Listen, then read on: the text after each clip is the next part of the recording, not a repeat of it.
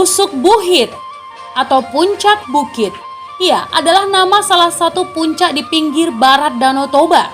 Dalam mitologi suku Batak, puncak tersebut diceritakan sebagai tempat kelahiran suku Batak. Pusuk Buhit adalah salah satu gunung berapi, Gunung Sibayak, Sinabung, Sorik Merapi, yang terdapat di Sumatera Utara dan mencakup beberapa desa di Kecamatan Cianjur Mula-Mula, Kabupaten Samosir.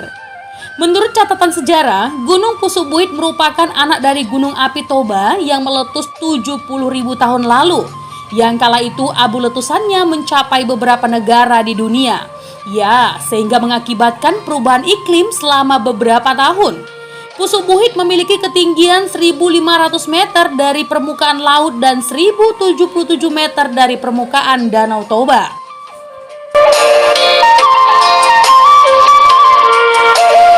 Ada 3 kecamatan yang berada langsung di bawah gunung tersebut, yakni Kecamatan Cianjur Mula-Mula, Kecamatan Pangururan, dan Kecamatan Harian Boho. Beberapa kali status Gunung Pusuk Buhit sempat dinyatakan waspada oleh BMKG seiring dengan letusan-letusan gunung lainnya di Indonesia. Pusuk Buhit sendiri adalah sebuah gunung aktif yang sangat disakralkan oleh etnis Batak, sehingga beragam cerita mistis pun terdapat di gunung ini, teman. Nah, gunung ini terletak di Pulau Samosir dan merupakan puncak tertinggi dari semua daratan tinggi di Pulau Samosir. Menurut sejarah, si Raja Bataklah yang pertama kali bermukim di sebuah kawasan yang bernama Pusuk Buhit. Si Raja Batak kemudian membangun perkampungan di salah satu lembah gunung tersebut dengan nama Cianjur Mula-Mula. Nah teman, di kawasan inilah si Raja Batak membangun sebuah pemukiman untuk anak cucunya, sehingga kini luasnya semakin lama semakin bertambah seiring dengan perkembangan generasi-generasi selanjutnya.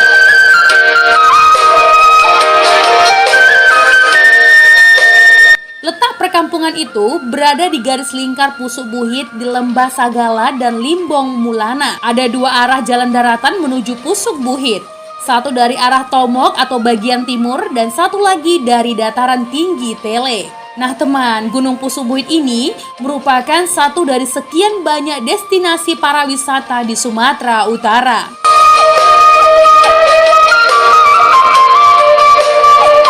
Asal-usul suku Batak sangat sulit untuk ditelusuri teman, dikarenakan minimnya situs peninggalan sejarah yang menceritakan tentang suku Batak.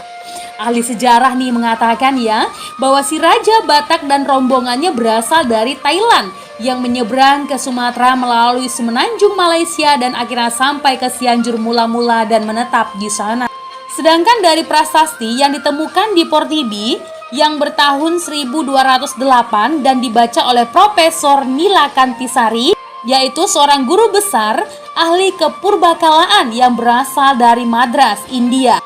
Ia menjelaskan bahwa tahun 1024, Kerajaan Chola dari India menyerang Sriwijaya dan menguasai daerah Barus. Pasukan dari Kerajaan Chola kemungkinan adalah orang-orang Tamil karena ditemukan sekitar 1.500 orang Tamil yang bermukim di Barus pada masa itu. Tamil adalah nama salah satu suku yang terdapat di India.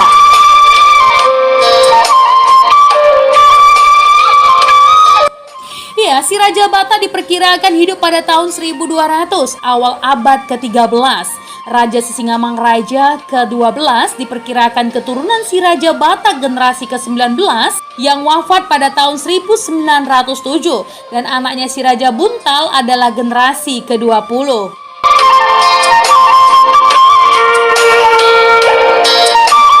Dari temuan di atas bisa diambil kesimpulan teman bahwa kemungkinan besar leluhur si Raja Batak adalah seorang pejabat atau pejuang kerajaan Sriwijaya yang berkedudukan di Barus.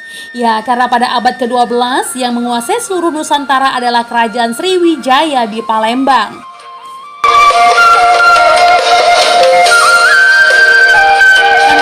Akibat dari penyerangan kerajaan Chola ini, maka diperkirakan leluhur si Raja Batak dan rombongannya terdesak hingga ke daerah Portibi sebelah selatan Danau Toba, dan dari sinilah kemungkinan dinamakan si Raja Batak mulai memegang tampuk pemimpin perang dan memperluas daerah kekuasaannya.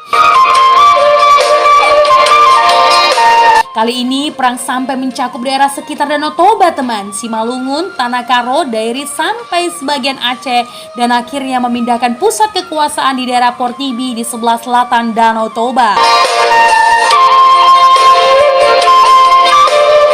Pada abad ke-12, sekitar tahun 1275, Kerajaan Majapahit menyerang Kerajaan Sriwijaya sampai ke daerah Paneh, Haru, Padang, Lawas, dan sekitarnya yang diperkirakan termasuk daerah kekuasaan si Raja Batak. Nah, serangan dari Kerajaan Majapahit inilah diperkirakan yang akan mengakibatkan si Raja Batak dan rombongannya terdesak hingga masuk ke pedalaman di sebelah barat pengururan di tepian Danau Toba. Nah, daerah tersebut bernama Cianjur Mula-Mula di kaki bukit yang bernama Pusuk Buhit. Kemudian menghuni daerah tersebut bersama rombongannya. Ya, terdesak si Raja Batak oleh pasukan dari Kerajaan Majapahit, kemungkinan erat hubungannya dengan runtuhnya Kerajaan Sriwijaya di Palembang. Diperkirakan si Raja Batak adalah kemungkinan seorang penguasa perang di bawah kendali Kerajaan Sriwijaya.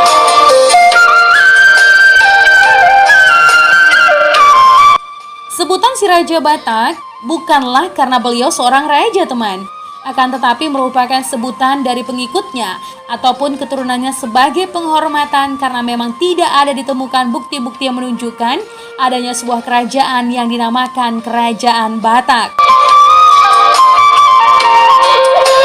Suku Batak sangat menghormati leluhurnya teman, sehingga hampir semua leluhur Batak diberi gelar raja sebagai gelar penghormatan. Nah, juga makam-makam para leluhur Batak dibangun sedemikian rupa oleh keturunannya dan dibuatkan tugu yang bisa menghabiskan biaya miliaran rupiah. Nah, tugu ini dimaksudkan selain penghormatan terhadap leluhur juga mengingatkan generasi muda akan silsilah mereka. Tugu ini dimaksudkan selain penghormatan terhadap leluhur, juga untuk mengingatkan generasi muda akan silsilah mereka. Di dalam sistem kemasyarakatan suku Batak terdapat apa yang disebut dengan marga. Ya, dipakai secara turun-temurun dengan mengikut garis keturunan laki-laki. Ada sekitar 227 marga pada suku Batak. Di dalam Tarombone Marata dikatakan bahwa si Raja Batak memiliki 3 orang anak. Ketiga anak si Raja Batak inilah yang diyakini meneruskan tampuk pimpinan si Raja Batak dan asal-usul terbentuknya marga pada suku Batak. Ya, yang pertama Guru Tatea Bulan atau disebut si Raja Lontung. Yang kedua Raja Isombaon atau si Raja Sumba. Yang ketiga Toga Laut. Suku Batak. Suku Batak merupakan salah satu suku bangsa terbesar di Indonesia loh teman. Berdasarkan sensus dari Badan Pusat Statistik di tahun 2010, suku bangsa yang dikategorikan sebagai Batak adalah Angkola, Karo, Mandailing, Pakpak atau Dairi, Simalungun, dan Toba.